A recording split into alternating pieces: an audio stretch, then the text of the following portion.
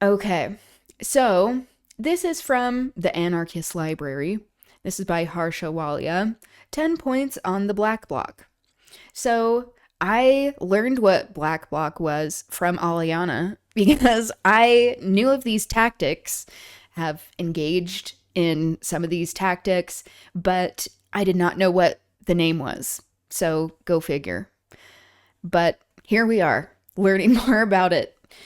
Okay, so there are 10 points that we're going to go over: tactic, violence, masks, police, provocateurs, community organizers versus insurrectionaries, effectiveness, undermining peaceful protesters, putting others at risk, media smears, solidarity. Okay, and then this is a quote by Oshipeya. It is true that the state is not a window, but neither is it just an abstract concept.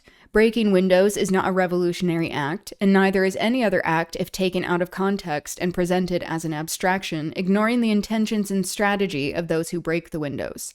The state or capital or colonialism cannot be attacked as abstractions. They can only be attacked in their material forms, their social relations, and their institutions.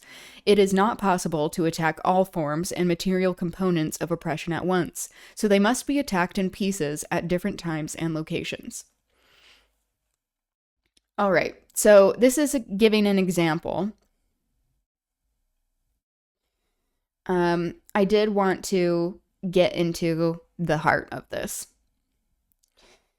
Okay, so first point, tactic. First of all, the black bloc is a tactic. Like any other tactic, it cannot be judged in itself, but can only be judged as part of the spectrum of a much broader movement, and as part of a spectrum of tactics that we all engage in. The black bloc has various utilities, both defensive and offensive. I think the one point that is often missed is the defensive strategies around the black bloc. I agree. As people know, a lot of black bloc activity going back to the 70s and 80s in Europe includes really important actions, including de-arresting comrades. It includes the very basic principle of no comrade left behind, that we do not leave people in the police lines and decide to flee, and for that, the black bloc is deeply courageous. I want to quote Barbara Ehrenreich, who suggests that one of the biggest utilities of the black bloc is it really breaks the heavily ritualized nature of modern civil disobedience. When we talk about tactics, we have to be able to gauge the black bloc tactic amongst many other tactics. So the fact that other tactics may or may not be more effective does not in itself render the black bloc tactic any less effective. I think that's important to state because it's all been reduced to whether window smashing is effective or not. I think that as a starting point, it is fundamentally problematic because this movement is about more than window breaking, and it is also about window breaking. Yeah, it's all about context. What are the reasons? Why? How? And what is the larger context?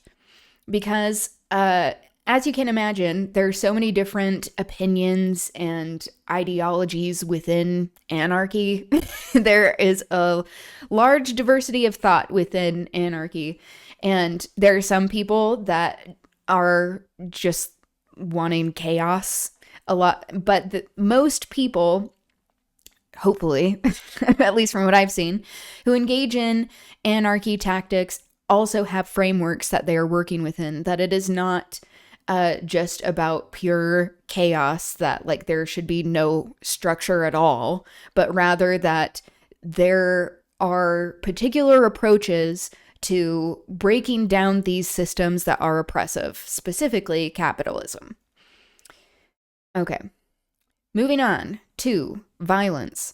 The next point that I want to make in terms of the black bloc, and I won't spend much time on it because I don't think there's much debate here, is if the black bloc engages in violent tactics. The only response I really care to make to that is that we're asking the wrong side the question about violence. Yes. What are we defining as violence? Because any sort of destruction of property is not violence, according to me and many other people. If you are hurting human beings, this is violence. We need to be talking about corporate sponsors, the state, the military, and the police who daily commit violence on people. Yes. Not a single individual and not a single animal have been harmed in the tactics of February 13th. That have been harmed are lifeless. are lifeless windows. So let's be very clear that we're talking about before we start to perpetuate mainstream media rhetoric about violence and feed into our enemies' rhetoric. Yeah. Masks. The fact that people are anonymous when they mask up or block up is not unique. As we know, people wear masks around the world, probably the most romanticized of whom are the Zapatistas. Exactly. If we're going to be able to have solidarity with global struggles, we have to understand that the reasons for wearing a mask are the same whether it's in Chiapas or Palestine, or it's the black bloc on our streets. State surveillance, particularly in the context of the Olympics, where people have had visits by the Vancouver Integrated Security Unit, means people need to protect themselves. To me, the black bloc is not anonymous. It's a tactic, and the members of the black bloc are known to me. If people want to come down to Tent Village, you'll probably meet many of them.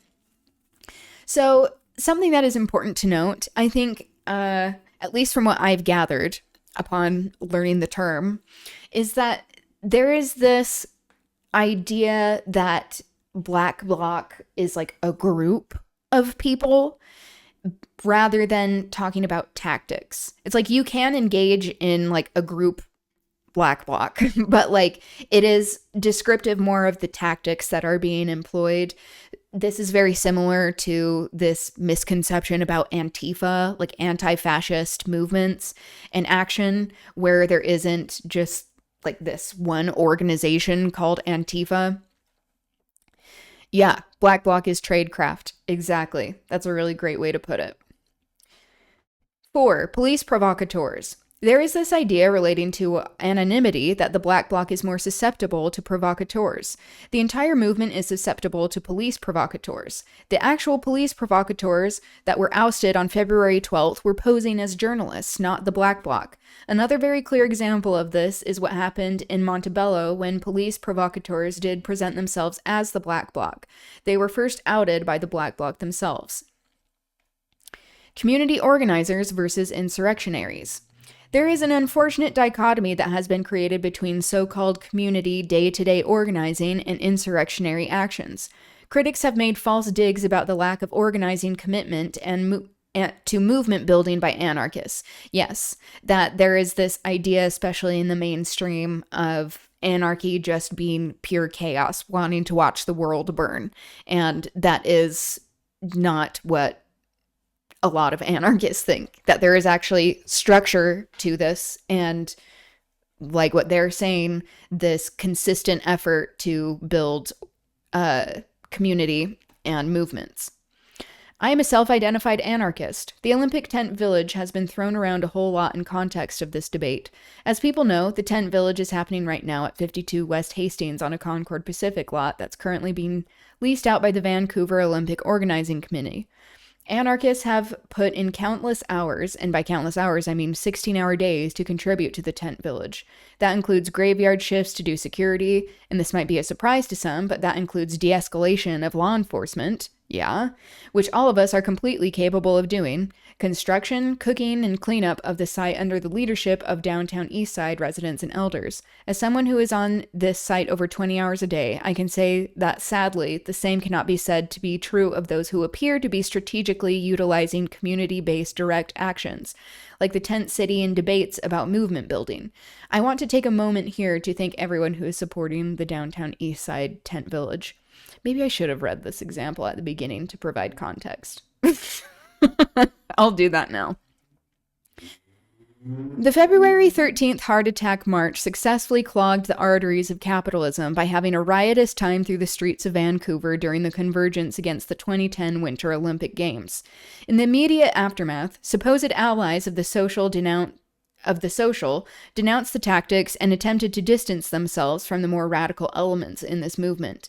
In a strict breach of the Statement of Unity that the Olympic Resistance Network had articulated, social liberals who had little or no part in organizing any of the convergence took it upon themselves to denounce the violence of the protesters, not the violence of the police. Yeah, this is the problem with liberals and centrists. That there is all of this justification for state-sanctioned violence rather than people actually taking action, defending themselves, and doing something about the circumstances that they're experiencing. They also questioned the effectiveness of the black bloc tactic. What follows is a transcription of Harsha Walia's, of Known as Illegal Vancouver, words at a debate between Harsha and Derek O'Keefe on the diversity of tactics. Okay, so this is in a debate. That is helpful. It reads more like she's speaking, so that makes sense. Or they're speaking. Okay. Effectiveness. My main point, and I've already talked about this, is that all tactics should be judged from the same starting point. This is, for me, the crux of the argument. It's not that black bloc tactics in specific contexts are immune for criticism. If people have criticisms about the 13th, then let's talk about specific criticisms. But all that we have seen is a general denunciation of property destruction, which is capital. As far as I'm concerned, every tactic is open to criticism. That includes if we're going to have mass rallies where politicians are given a free stage to speak despite the daily violence they are responsible for. We can talk about the fact that symbolic rallies once a year are equally ineffective. Yes, because the whole point in resistance is to have these forces, these oppressive forces and structures feel pressure from us. That they have to feel that something is at stake, not just that like we're amusing them out on like the Capitol lawn, you know? If we're going to talk about ineffectiveness, we need to be able to have the same starting point for every single tactic. I'm thankful for this debate, but the next time that there's a symbolic rally appealing to politicians to please give us something, let us talk about its effectiveness too then. Yeah, and this is also to reiterate the point that anytime we are engaging in a protest, we need to have demands, because otherwise we're just like screaming at the sky. I think like there are optics there. Optics can be important, especially when fascists engage in a lot of optics, but we have to demand this from them. Please, daddy government, give us our rights. Exactly. These structures are not going to give us the dignity that all of us deserve, that we have to demand it. We have to take it. That, for an example, with the recent warehouse fire in California, immediately that company raised the minimum wage after that fire happened, where $600 million worth of inventory went up in literal flames. That right after that, because they were worried about their other investments or other people acting in similar ways, that they did something very tangible to improve the conditions of the workers there. That is direct action.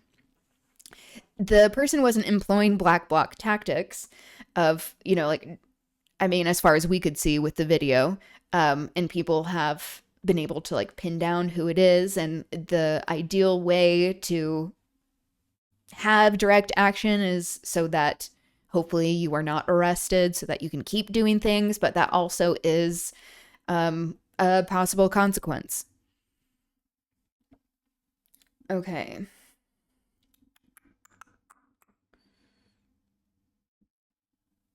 Black bloc is a strategy that is part of a movement, and we can't romanticize or generalize either way.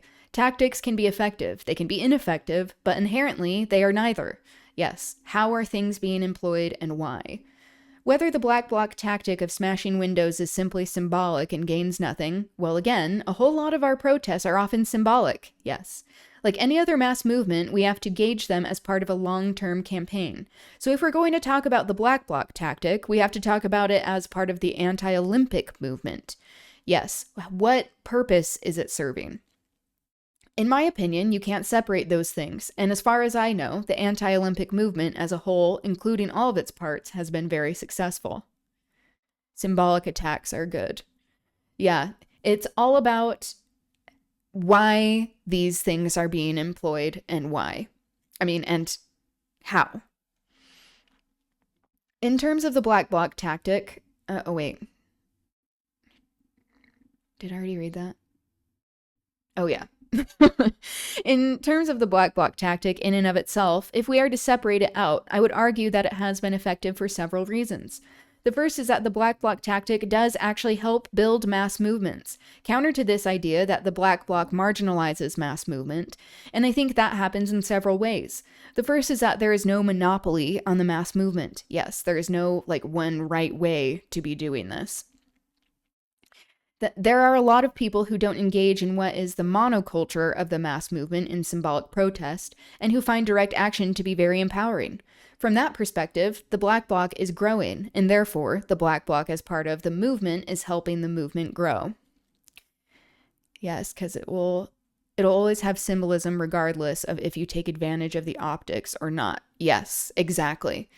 And that kind of visibility of resistance can be very important for people who normally do not engage in politics or resistance to these oppressive systems, where they feel this social pressure to want to be involved and to educate themselves.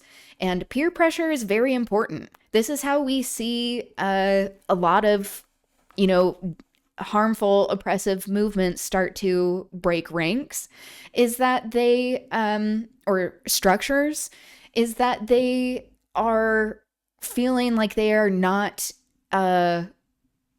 that they are losing with the majority. And we are seeing this happening in the US right now, when it comes to this fascist regime, when it comes to Israel and funding their genocide, that people are now starting to see that they're being outnumbered, especially these conservative people, which, to be clear, they've always been outnumbered, but it at least is looking more visible to being outnumbered. And that's important because, sadly, a lot of people will not do things out of morality because of their moral compass, but rather because they don't want to be viewed as being on the out crowd. Okay. Second, corporate sponsors, in my experience, have only been mentioned in mainstream media when there have been insurrectionary attacks on them. A lot of these have happened in Ottawa, in particular in Montreal.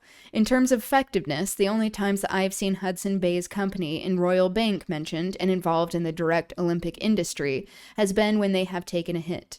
I would also argue that black bloc tactics actually help open up space for more mainstream tactics to take place, yes. And that's something that I cannot emphasize enough. Yes, it allows a permission structure for people to feel like they can engage in the ways that they are at that stage in their resistance to actually employ and pursue. Because I know on the left, we, liberals, it's really tough having to try to educate liberals, or we're pushed into that position a lot of the time.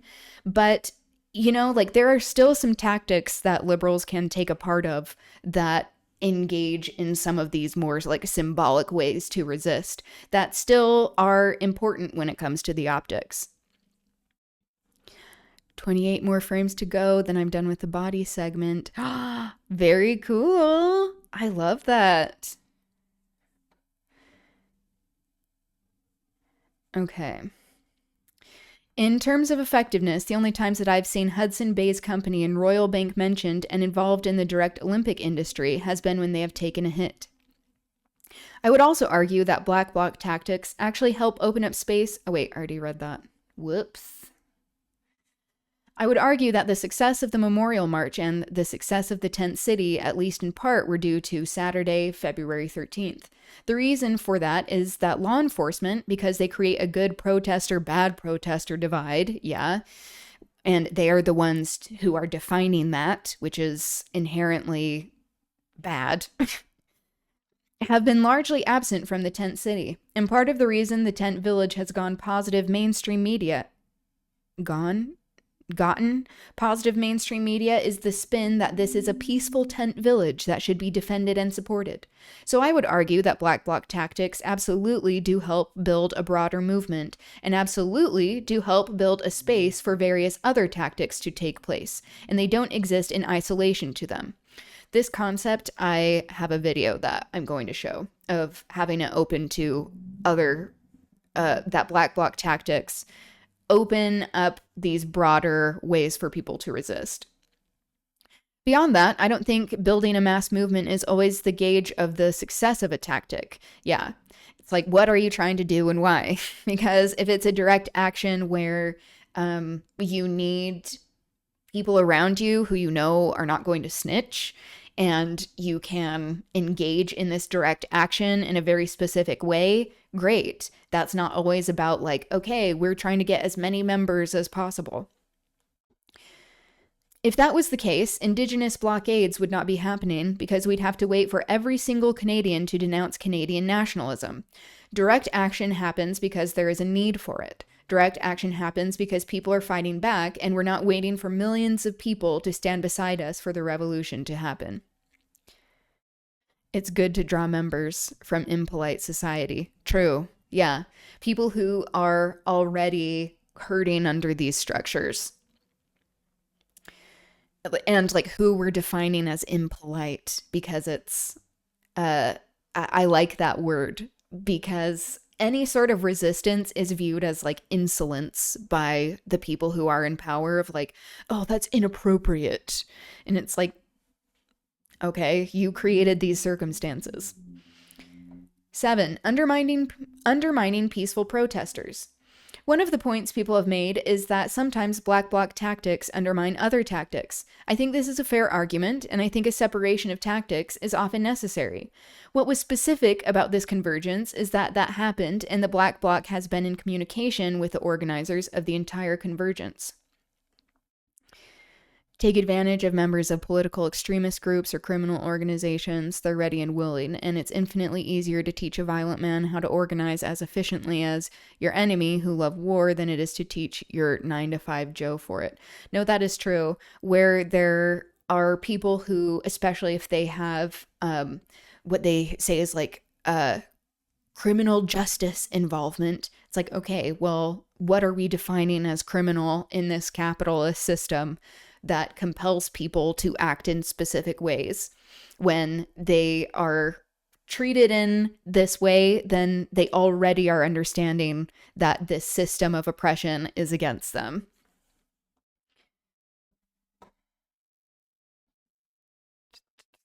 Okay. February 12th was called as an action that was inclusive and family-friendly, and the Black Bloc was present. The front line on February 12th was held by Indigenous elders with 2 contingents behind them, one of which was the "No one is illegal, Canada is illegal" contingent. The contingent next to it was the Black Bloc. All of this was in consultation with the 2010 Welcoming Committee. Let's also not forget Black Bloc members were present in the February 14th Women's Memorial March. A lot of people have strategically used the Missing and Murdered Women's Memorial March. That is a movement in Indigenous communities because of how many women go missing and are murdered, to say people are worried about the Black Bloc infiltrating the Memorial March. I'm an organizer of the Memorial March. We made sure that everyone knew the protocol of the Memorial March, including not wearing face masks out of respect for the missing and murdered women, and that was honored without any issues. Yeah, it's about communication. The Black Bloc is present at Tent City and has been present at every action during the week. So in terms of the thoughtfulness of the heart attack demonstration, I want to reiterate that there were many conversations and many commitments made to respect the other days of action.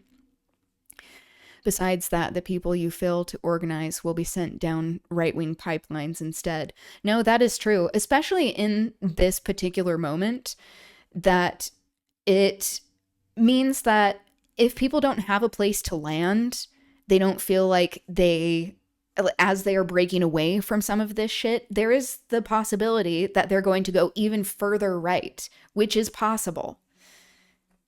Fascists use Black Bloc too. Yeah, exactly.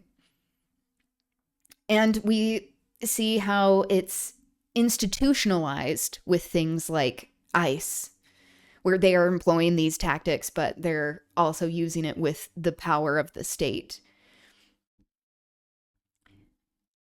Okay. 8, putting others at risk. February 13th was explicitly called as a diversity of tactics. As someone who marched on the 13th, unmasked, I did not feel endangered. I can't speak for everyone else, but I can speak for myself. I was happy to be there, and I was happy to see the Black Bloc doing their thing. I think this is actually the exact transcript for some of the videos I was going to show. I should have like known that from the beginning, but it may be worth to hear her say this in her own words as well. For those who did not know what to expect, there were various spokes councils, some of which were publicly announced for anyone who was interested in getting information beforehand. Within the demonstration, there was an escalation of zones from green to red, and at no point did I see the Black Bloc trying to hide under the cover of other zones. And I think that's important to reiterate, because the people who were actually arrested on February 13th from the green and orange zone have not denounced the Black Bloc, so why are other people doing it? There's also this idea that the Black Bloc reinforces and legitimizes the police state. Well, if that argument is going to be used, then we may as well never be on the streets. Yes, exactly. That idea is counterinsurgent. That idea is meant to keep people from acting. Sorry, housemate was talking to me back. No, you're good. No worries. We cannot hold our allies accountable for the increased police brutality and the increased visits from the Vancouver Integrated Security Unit. Media smears.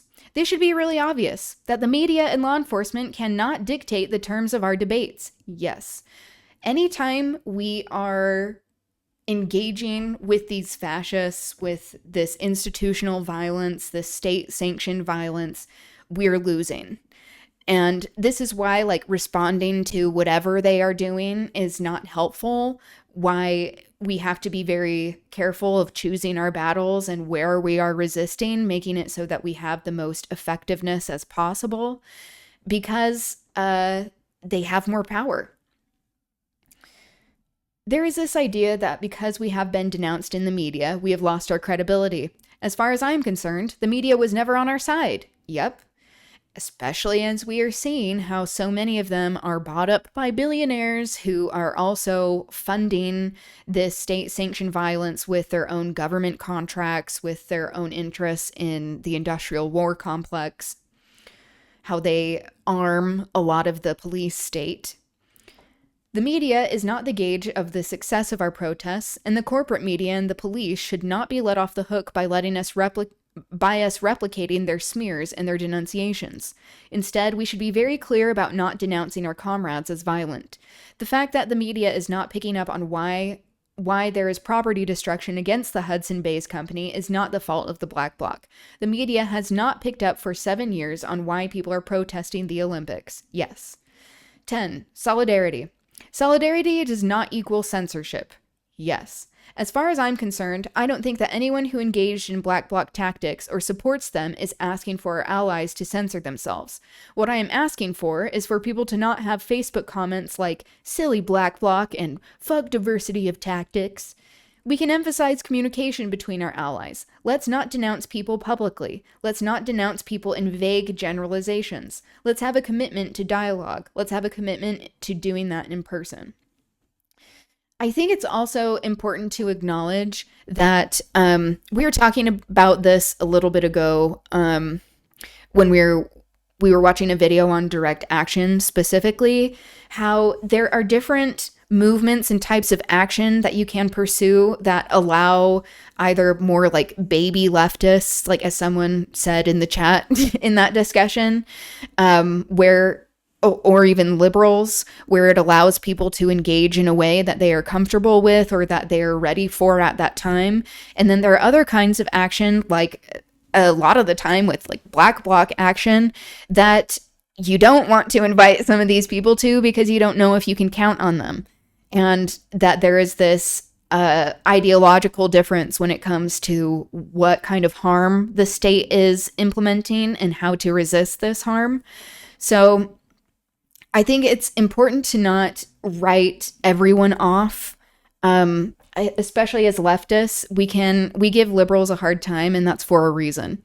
But like, I have said this before, but like coming from Mormonism, growing up in conservative Utah, being raised in this like very strict Christian conservative ideology, it meant that I had a lot of deconstructing to do. So like getting out of that and being like, oh, I'm a centrist. Oh, I'm a liberal. Oh, I'm a leftist. It's like, I had this evolution. We have to acknowledge that people are dynamic and that we don't have a responsibility to educate people, even though that's like, hopefully what I'm trying to do here, question mark.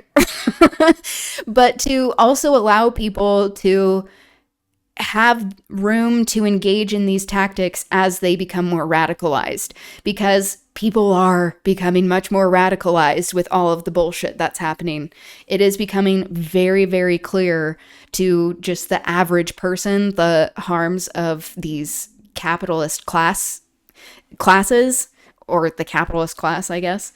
And so this allows for more room for people to start deconstructing. It's just a matter of where we are letting these people in and why, what we're allowing them to do, if there are things that align that you can actually work together, or if there are other types of action that you're like, no, we don't need that. Understanding the difference there, I think, is really important. But we do need numbers for resistance. Okay. History of the Black Bloc, street tactic used by anarchists. Yeah, that was a transcript of these videos. Harsha Walia. I didn't realize that, but we already went over that. So let's get into more of the history of this. You can work with just about anybody. The group I'm in has communists and conservatives. Yes, exactly. It depends on what you're doing, because like if people are anti-establishment, they aren't happy with the status quo, like more people have that sentiment than I think we want to acknowledge. And that's very important.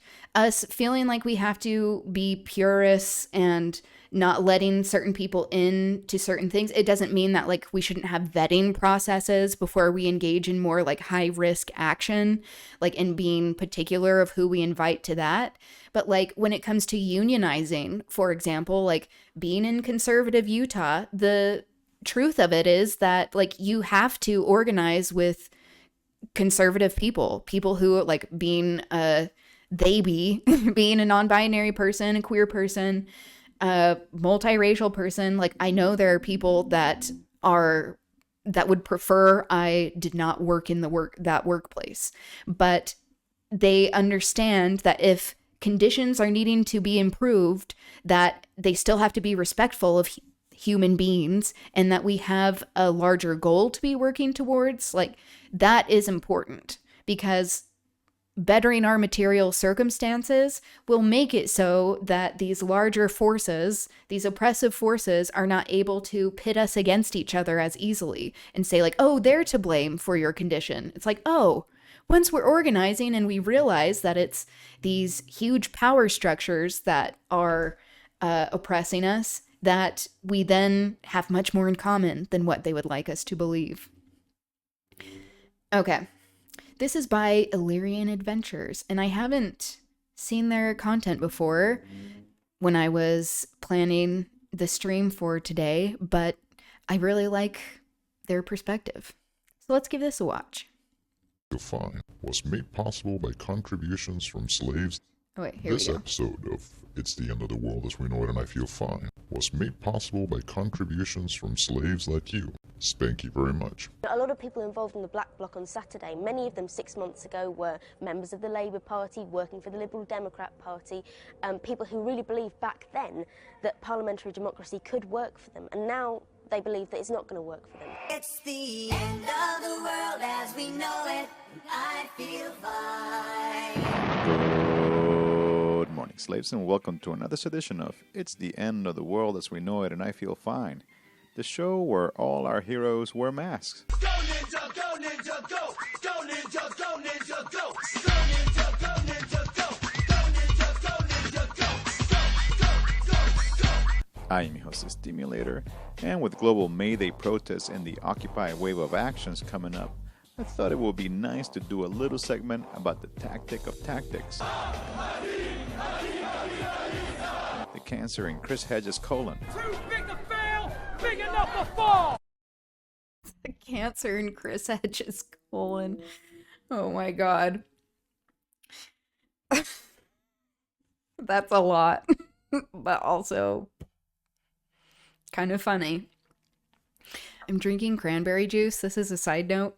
My partner, when they drink cranberry juice, always goes, cranberry juice makes me feel alive.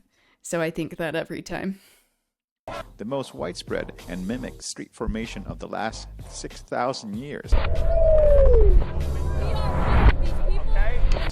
And the craze that has police departments and politicians wetting their dockers. Yep. The Black Bloc. But what about Madrid? You're a right agitator. I must first pay my respects to our lion-hearted peeps in Madrid who daringly attacked the fuzz during anti-austerity protests last month.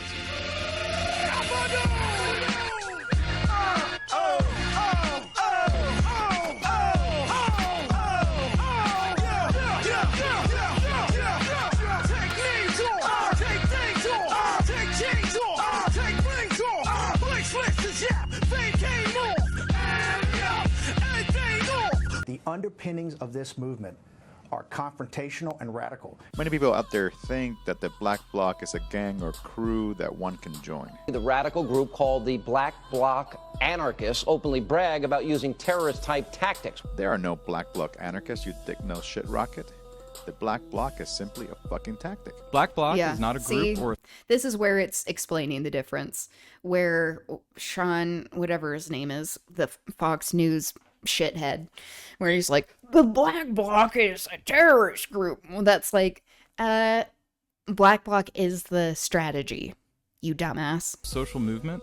It's simply a tactic used by protesters to protect themselves from police aggression and express a complete rejection of capitalism.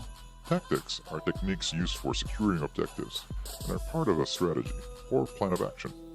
Like the tactic of blockading a street. The blockade is used with the objective of stopping police or industry traffic into an area that you are trying to hold or protect, and could be part of an overall strategy to protect a forest or autonomous zone, for example. The Black Bloc tactic can be used for the purpose of securing streets, with the strategic goal of creating autonomous spaces for dissent within the context of intense police repression. It can also be used to attack corporate and state infrastructure, allowing the saboteurs to remain anonymous. This tactic has spread around the world like wildfire, and we have witnessed its prowess in places such as Turkey, Egypt, Brazil, and Colombia.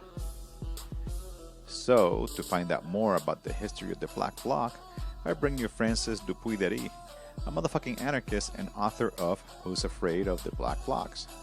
Hey Francis, how the fuck are you? I don't know. When was the tactic of Black Bloc first deployed? The Black Bloc, the way we know it, appeared the first time in Germany, in West Berlin, at the end of the 70s, beginning of the 80s. The first time the term Black Bloc was coined in Germany was in 1980. And it was in what was called at the time the Autonomen movement, movement mainly of squatters, political squatters, who were involved in a protest against the nuclear industries, the nuclear weapons, and the neo-fascist movement in Germany. So at the time in Germany, they were wearing a leather jacket. That was what was fashionable at the time. So black leather jacket, black motorcycle helmet, and they were merging in Black Bloc to get a mass of anonymous people, because you can't recognize people in a homogeneous mass of people wearing black and mask. And they... Tan just shared some art that his sister is doing. Oh my god. So beautiful. Love and the detailing. Amazing. For Culture Corner, the more like submissions we get for art, I'm going to compile the submissions to show everyone, to show off all of the amazing work that people are doing. I'll save this for Friday. Thank you, Tan. We're using this tactic to confront the police, fight against the police which was coming to expose them from their squats, for instance, or to fight against neo-Nazis in the streets. In the description of your book, Who's Afraid of the Black Blocs, it states that the image of the window-smashing thug hides a complex reality. Can you fucking explain? Too often the Black Bloc is described by politicians, by police officers, by journalists, by scholars even, as something really not interesting from a political point of view. They are described as a bunch of hooligans and as apolitical individuals who just like to riot, like to smash things without any political rationale. The Black Bloc, which... That's Chris Hedges that he was talking about earlier, who has condemned Black Bloc, a journalist. He is pretty progressive on a lot of issues, but acknowledging the more revolutionary aspects of what is necessary to take down fascism, I think is very important. You know, primarily white, sort of nihilistic, destructive, you know, embracing sort of confusing petty vandalism and this repellent sort of cynicism with revolution. And of course, when you listen to them, when you watch them in action, when you look at them, when you follow them, and when you try to understand what they do in Germany, in France, in Great Britain, in Greece, in Brazil, you rapidly understand that it's only about politics. I heard 50,000 other people were going to be here, and I figured even if they're out here protesting in a way that I don't like, advocating reform or abolition of some particular institution, at least there are 50,000 people that really care and are worked up about something, and hopefully we can come out here and give them a shove in a little more radical direction. About politics? Yep. Talking about how that provides more space for movement, where people who might not normally be engaged in this kind of organizing for radical direct action, that they are already showing a disposition to be resisting, that has a place, and that sometimes people, when they see this kind of action, it provides the permission structure for them to engage as well. It's about economics, of course, also about power relationship, about domination, and it's a way to express a radical criticism of these systems, the state system, the capitalist system, the bank system, and their targets. What the target is the message. It's what they target that give us the meaning of their action. Thanks, Francis. Stay tuned after the break for an interview with a Montreal street fighter. Sortir du silence comme d'un abcès, trouver l'écho, laisser la folie exploser, ignorer là-bas, aller droit à l'opposé, écouter parler le fracas, alerte rouge, parce que le bleu me rend malade, un rouge profond et dense à la mesure de la primade, alerte rouge, parce que le rose est bien trop fade, mais rouge comme la couleur des théâtres et barricades. Car s'ils savaient ce que je pense de leur mode d'emploi, leur façon de nous la faire à l'envers et à l'endroit, leur face à mon début, c'est bien normal qu'on reste en froid. Je crache mes brûlots de prolo puis disparaît après l'envoi.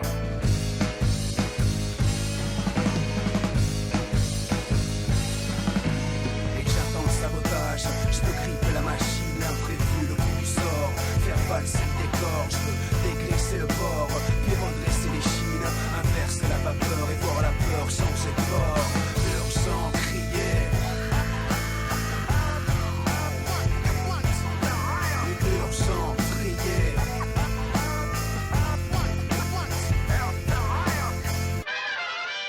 Viewers of this fucking show know that in 2012, thousands of people took part in a 6-month insurrection in Montreal. What is popularly known as the Maple Spring began as a student strike, but evolved into a popular revolt that included many sectors of society. The sheer fucking number of protesters and the non-stop use of militant street tactics exhausted not only the cops, but also their budget. Since then, the Montreal Popo have smartened up and have consistently kettled anti-capitalist demonstrations as a way to avoid a repeat of 2012. This year, comrades have been having conversations as to how to regain the street power that was obtained on that insurrectionary moment. So, to revisit some of the tactics used in the battles of that year, I bring you Nick, a university student involved in much of the street fighting in 2012. But first, a fucking disclaimer. The voice of Nick has been replaced with that of a voice actor to protect their identity. Also, some of the footage used to illustrate Nick's experience will not necessarily be from Montreal. This video is meant for entertainment purposes only, much like a sex toy or a novelty whoopee cushion. So, enough of that noise. Hey Nick, how the fuck are you? I'm feeling great. So, how the fuck does street fighting progress in Montreal? From the beginning of the strike, we saw the use of masks go from being an isolated practice to something that became normal for hundreds of people to do. This explosion in the use of masks wasn't magical. It took anarchists... Yep. Not only are masks helpful and necessary in many kinds of black bloc action to protect identities and provide anonymity, but also to confuse the law enforcement. And it also makes it so people with immunocompromised disorders that they can join, that it protects everyone's identities. So like going to any sort of protest, I highly encourage everyone to be wearing masks. That allows for more people to be able to join in the resistance who normally might not be able to because they have some sort of autoimmune disorder. But then it also makes it so that we aren't surveilled as much, especially in this very overt surveillance state where they are employing AI and these databases full of protesters. We have to protect ourselves when we engage in resistance. Consistently masking up and explaining why they mask up in flyers and conversations. The same can be said for attacks against police. As the strike progressed, the isolated attacks on police that characterized the demos during the beginning of the strike, such as a couple of rocks thrown in their direction, eventually became more popular to do, up to the point where demos sometimes became very uncontrollable for hours. This was simply a matter of persistence. Fuck! Holy shit. As people continued to see masked up street fighters getting away with attacking the pigs who had been clubbing them for weeks, they started to see themselves as capable of acting conflictually as well. I imagine that this involved many different groups of friends in the student milieu making plans to come to demos with these intentions for the first time, but also probably involved many people coming by themselves. The tension that could be felt against the police during the strike initially mostly only manifested itself in chance, but over time this transformed into the more empowering practice of attacking police directly, and as more and more people took this up, it snowballed into being normalized. And what are some of the tactical lessons learned from that period? When we look at the confrontation with police that we've seen here, it can basically be broken down into two things. Confrontation that frees up space from the police, and confrontation that doesn't have the force to make police retreat, but is still valuable, obviously. From what I've seen, the factors that make projectile attacks, for instance, capable of winning this space are coordination and widespread participation, with an offensive mentality that doesn't wait for police to attack us first. This is how fear changes camps, avoiding the cycle of police inevitably attacking the demo and dispersing. Yes. Yeah, that is taking power back. Where police, they try to, like how we were talking about in that previous transcript that I was reading, is that they like to be the ones who define what is a good or bad protester. And they are the ones always escalating. That's usually how it happens. Maybe I shouldn't say always, but when there's escalation happening, a lot of the time it comes from police. And these type of tactics actually takes power back and shows that law enforcement, they do not have as much power as we would like to believe, or that the system would like us to believe, that they should be afraid of us because of our numbers and because of our anger and the circumstances that we are experiencing. So this is a preemptive way to show them that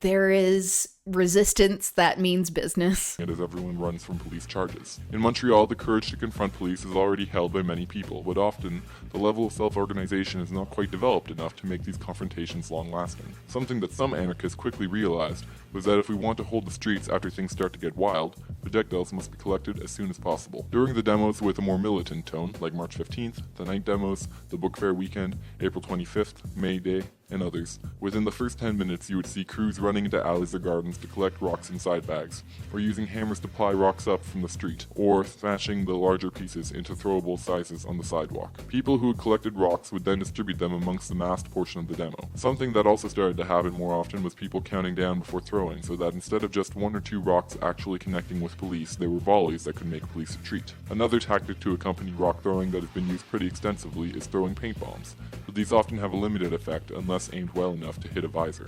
I've seen this happen only once. Fire extinguishers filled with paint, on the other hand, as seen in Oakland during the general strike, are the perfect weapon against police. With one swoosh, you can blind an entire riot cop line and take them out for as long as it takes them to clear their visors. The same goes for police vehicle front windshields. Fireworks are also often shot at police lines, but the few times boat flares have been used, they have been far more effective than fireworks. It's also really important for undercovers and corporate media to be fought out of the demo as soon as things start to get rowdy, to make it safer to eventually disperse and demask. And finally, wearing black socks over shoes and ditching them with everything else can save you a lot of trouble. So can wearing cotton gloves. Yep, that's about it. Thanks, Nick. And that was it for this Wearing edition of cotton It's the End. socks so that they can't identify shoes or like footprints, shoe prints. Of the world as we know it, and I feel fine. As always, this here labor of love and rage is brought to you by slaves who share their fiat currency so that we can keep the lights on. So muchas motherfucking gracias to Jason, Samantha, Katie, Kaylin, Fiona, Regina, Danielle, Patrick, Miguel, Gavin, Adrian, Tim, Angela, Thomas, Preston's Productions, Rosemary, Tom, Alexander, Gregory, One Brain, Jimmy, Dylan, Christian, Kyle, Valentin, Francois, Alyssa, Jennifer, Liam, Richard, Justin, James, Robin, Chris, Aaron, Micah, Stephen, Sean, Serena, Patrick, Limilum, FG, Bruce, and Stephen Pozole. I also want to give a warm welcome to the newest members of the Ta Conspiracy, Ashley, Amelia, and Justine. Bienvenidas. For links to information about militant street tactics, just visit my fucking website, stimulator.tv. And to quote from Sun Tzu's The Art of War, the ultimate skill is to take up a position where you are formless. If you are formless, the most penetrating spies will not be able to discern you, or the wisest counsels will not be able to do calculations against you. See you in the streets. That was The Art of War by Sun Tzu. That was one of the books as an option for literature story time. But I have decided that after we read The Scarlet Pimpernel, we will read the Communist Manifesto. And then there were a couple of people that suggested or requested Agnes Grey, which is the book by Anne Bronte, who was the youngest Bronte sister.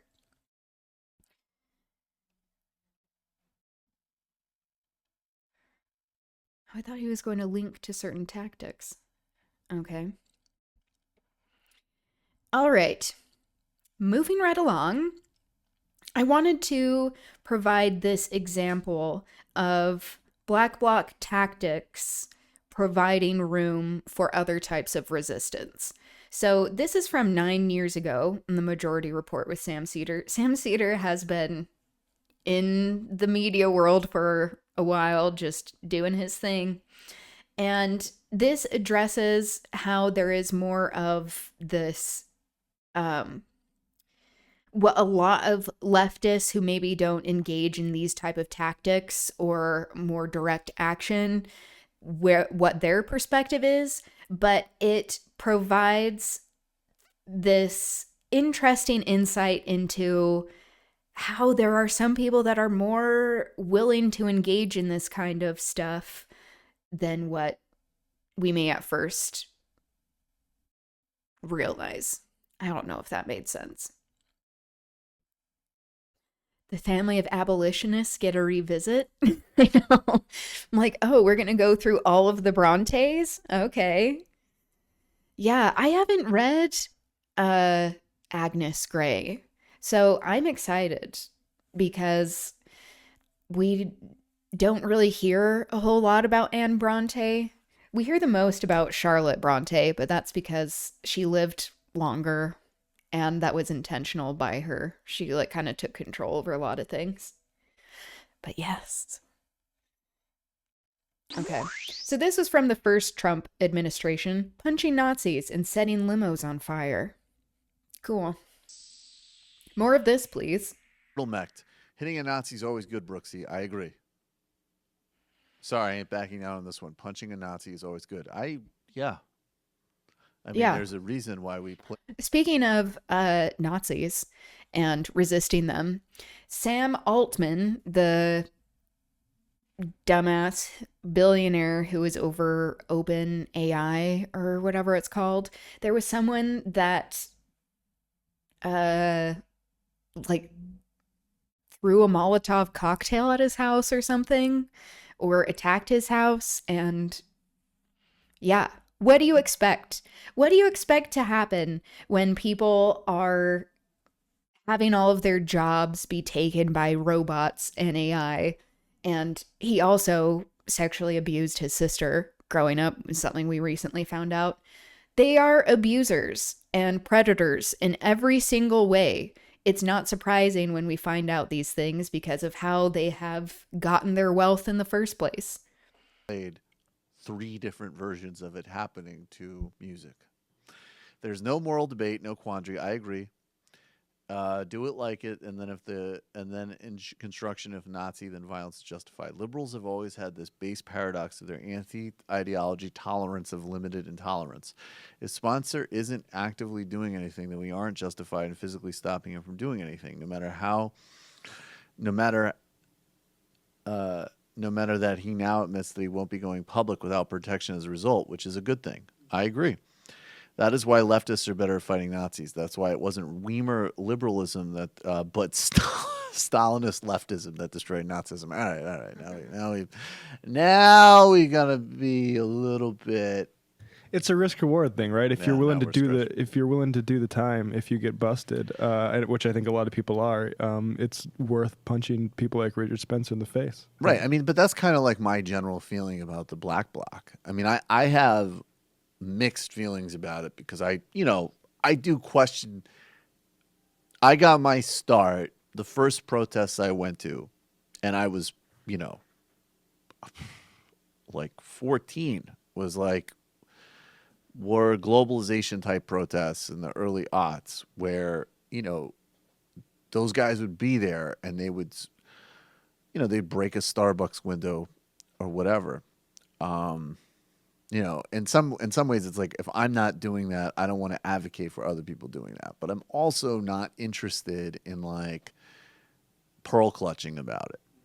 I think that if you're going to go out and, this is the other paradox that also happened during the campaign. I mean, people really started to confront Trump supporters. And then, liberals who were the most like freaked out about the sort of fascist threat of Trump, and this is a extraordinary image of something that happened in D.C. over the weekend, which is up on screen right now, of a limo that was torched. We the people spray painted on it. This is another black bloc move. Fierce.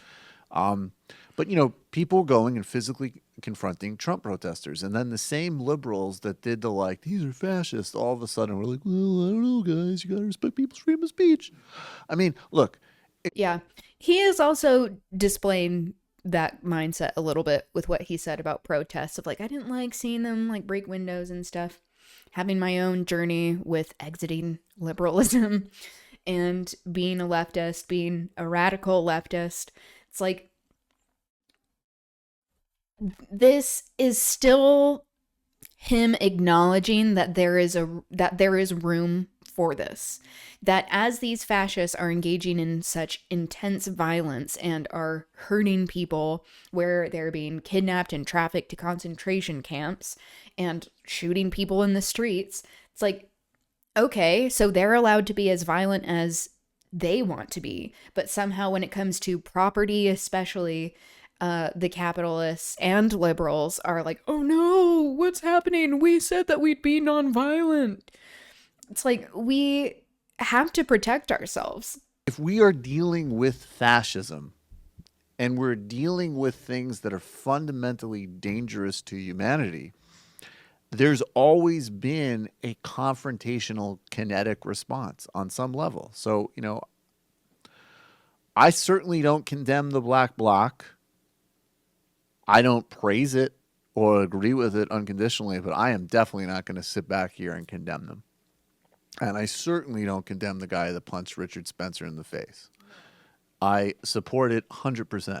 And I would watch and I would look at, you know. I think that's a pretty common sentiment among not as radicalized leftists, is that there's this idea of like, it's okay if other people do it. But often people who are the most marginalized, who are the most exploited in these desperate, squalid conditions because of capitalism and these oppressive systems, that they're the ones engaging in black bloc tactics because it is necessary, that you can see how these powers function to oppress everyone in addition to the people who are most marginalized. But this kind of resistance does take risk if we want to end fascism. It's not just about like sharing a post, even though like that can be helpful in its own way. It is called direct action because it is directly acting against these forces. Natasha Leonard, she wrote a piece in The Nation. She said, if you like that video, then you have to thank the black bloc because that's who did it. And, you know, it's a group of people that protect their identity. They're willing, you know, that's why they're disguised, because they're out to break laws. And it's often people, and they're and inside their own cell structures, they encourage people who are frankly white, who don't have criminal records, who don't have an outstanding, immigration issue. You know, there are ways of exercising privileges you have. And let me tell you something. If exercising your privilege is to punch Richard Spencer in the face, that makes you like Ronnie Casseroles, who was one of the founders of the Ubuntu Sisek and the African National Congress's armed wing. So I think it's clear to the people that we should be, at a bare minimum, not condemning in today's environment. And at most, just sharing the videos because it's funny. And what, by the way, Matt, really quickly, what were the criminal charges that people are getting pressed with in D.C.? Oh, I've seen, was it federal riot charges? Federal riot charges could carry up to 10 years in prison. So there is a defense fund for people involved. Which is insane. And there's a bill in Indiana state legislature right now which literally says that police can use any means necessary to stop a protest if it blocks traffic. That literally functionally means that you could murder somebody for doing a nonviolent sit-in at an intersection. There is a bill in North Dakota that means to move liability from the motorist to the person on the road, which is a basically run over protesters bill. It's a run over protesters bill. And look, the reality is, if you come in with an unpopular mandate, you propose a wave of legislation, and everything is on the table. You know, there's a bill in Congress now that will take conception to the point of fertilization. So what do you have to do when they know that this is going to be met with protest? This isn't just going to be met with Chuck Schumer going on the Senate floor and saying, oh, we condemn it. People need to protest. People need to be out there. I think in an American context, historically, the most effective are nonviolent direct actions.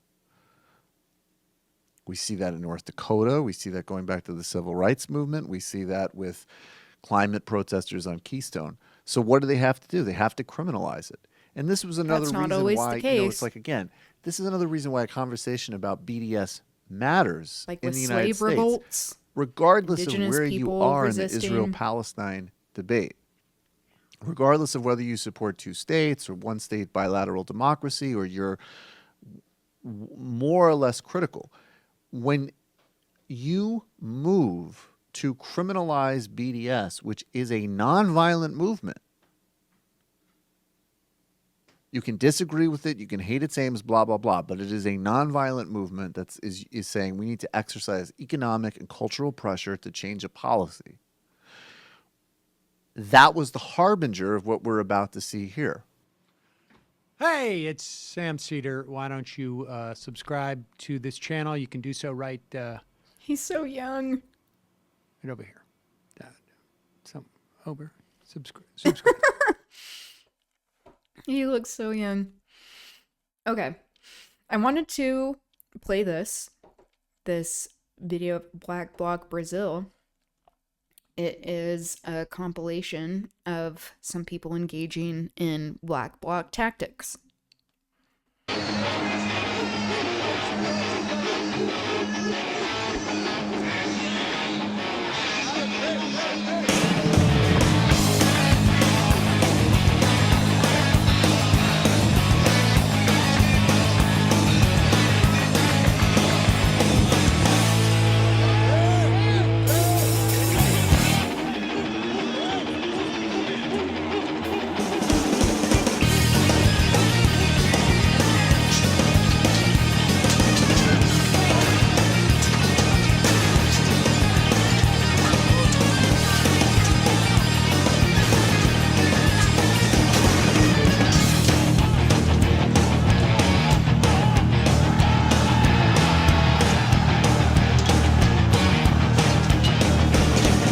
Scanning the scene in the city tonight.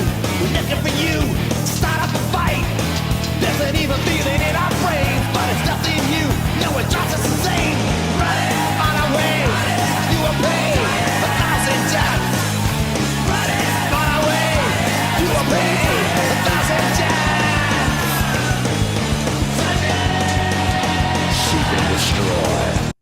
I just hopped on a scooter and went to grab shawarma style food. Oh, I love shawarma. Felt so badass, especially growing up hearing my dad hopped on a motorcycle, traveled all around Bangladesh. Love. Provided by my city and a business. That's cool. Love that. It is really so Daisy, like biking, like having a motorcycle or a scooter. Like that is so Daisy culture. I love that. And I hope your shawarma is good. Oh, that's making me hungry. Seek and destroy. Seek and destroy. I'm just like Seek and destroy.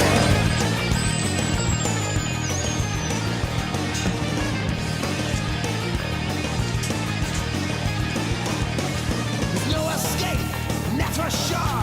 This is the end, won't take any more. Say goodbye to the world you're living. You've always been taking and now you're giving. Exactly. On our way, you are paid. I think that's so cool. On our way, you are paid 1,000 deaths.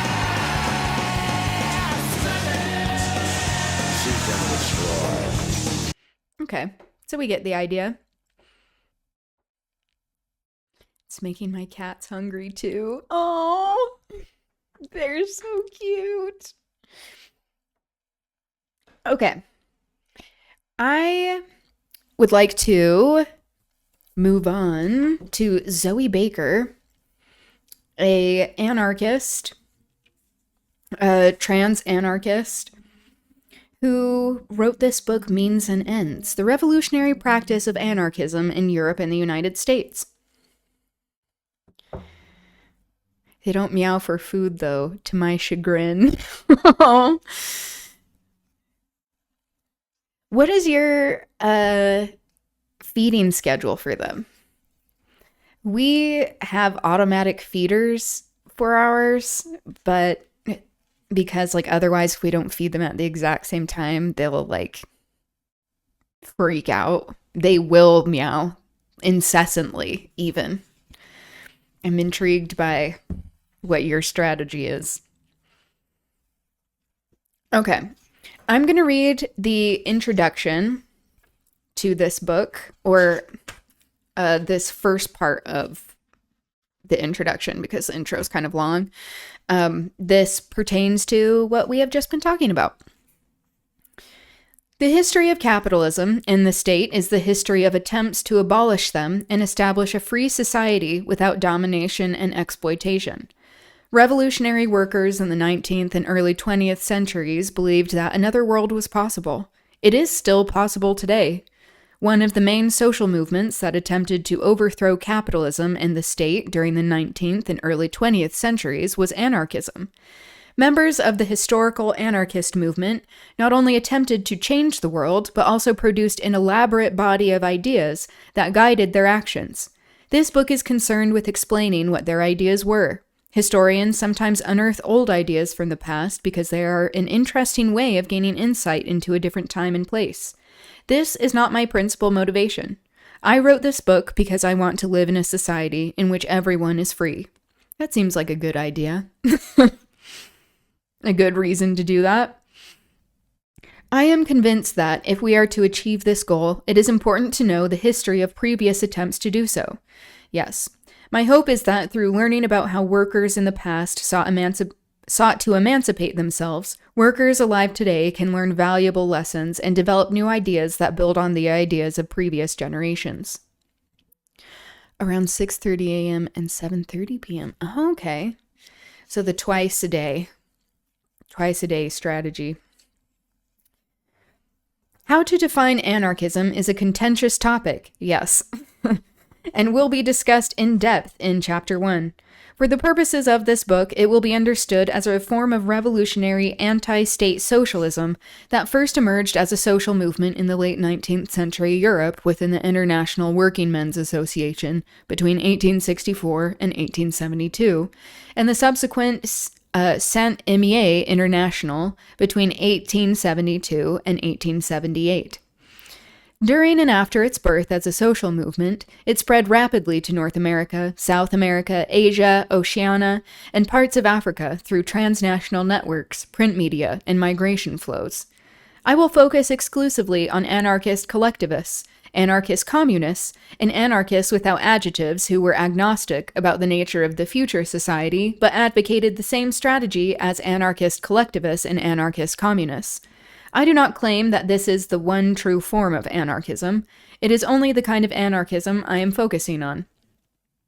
Anarchism, so understood, is one of the largest movements in the history of socialism. According to the historian Benedict Anderson, international anarchism was the main vehicle of global opposition to industrial capitalism, autocracy, latifundism, and imperialism during the late 19th century. Even the hostile Marxist historian Eric Hobsbawm is forced to concede that between 1905 and 1914, the main body of Marxists belonged to increasingly reformist, social democratic political parties, while the bulk of the revolutionary left was anarcho-syndicalist, or at least much closer to the ideas and the mood of anarcho-syndicalism than to that of classical Marxism. The vast amount of theory that the anarchist movement produced can be broken down into 5 main elements. I feed them raw food, otherwise. I really like the idea of an automatic feeder. We do it 3 times a day, but I hear raw food is better for them. Like, we have little kibble in it, but it's not as good as the food that you're probably giving yours. I'm intrigued, though, what kind of food you're giving them. I know that you're doing the spirulina goat milk, and they like that. I need to look into that. Okay, here are the 5 elements. 1. A theoretical framework for thinking about humans, society, and social change. 2. A set of ethical principles that form the value system of anarchism. 3. An analysis and critique of existing social relations and structures in terms of their failure to promote these ethical principles. 4. a vision of alternative social relations and structures that are achievable and would actually promote these ethical principles. 5. A series of strategies which are consistent with the ethical principles for abolishing existing social relations and structures in favor of the proposed alternative social relations and structures. Fully explaining each aspect of anarchist theory and how these ideas changed over time and varied around the world goes far beyond the scope of what a single book can hope to achieve. The aim of this book is narrower. I shall rationally reconstruct the revolutionary strategies of anarchism within Europe and the United States between 1868 and 1939. It is important to note that this exclusive focus on one part of the world is an artificial construction. The real historical anarchist movement was constituted by transnational networks, yes, that operated at a global scale and enabled ideas and people to flow between continents. The movements in different countries were so interconnected that a complete history of anarchism in Europe and the United States necessarily includes the history of anarchism in Latin America, Asia, Africa, and Oceania, and vice versa. The true history of anarchism can only be written as a global history.